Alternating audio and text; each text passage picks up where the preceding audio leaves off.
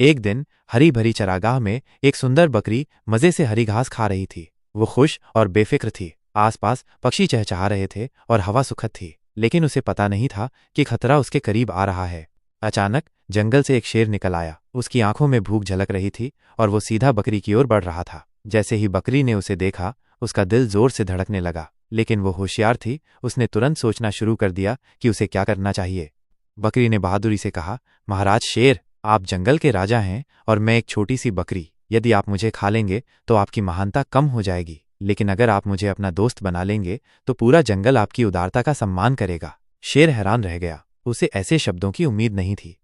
शेर ने ध्यान से बकरी की बात सुनी और सोच में पड़ गया, क्या सच में दोस्ती इतनी ताकतवर हो सकती है? वह कुछ पल चुपचाप बैठा रहा, फिर बकरी से पूछा, तुम मेरे लिए क्या कर सकती हो? बकरी ने मुस्कुराकर कहा, दोस्त एक दूसरे की मदद करते हैं।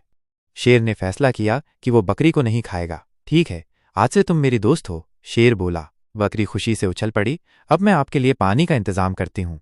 बकरी एक नदी के पास गई और शेर को आवाज दी, दोस्त पानी मिल गया है। शेर हैरान था कि एक बकरी उसकी मदद कर रही थी। शेर नदी पर गया, पानी पिया और खुशी से बकरी को देखकर बोला, तुम वाकई एक अच्छी दोस्त हो। फिर दोनों नदी के किनारे खुशी से दौड़ने लगे।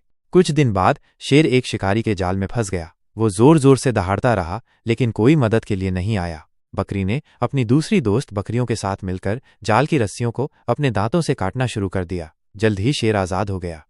शेर को एहसास हुआ कि बकरी की दोस्ती वास्तव में सच्ची थी। उसने वादा किया कि वो कभी भी कमजोर जानवरों पर जुल्म नहीं करेगा। जंगल के बाकी जानवरों ने भी सीख लिया कि दोस्ती ही सबसे बड़ी ताकत होती है। प्यारे बच्चों, ये कहानी हमें सिखाती है कि दोस्ती ताकत से ज्यादा महत्वपूर्ण होती है। अच्छे व्यवहार और समझदारी से दुश्मन को भी दोस्त बनाया जा सकता है।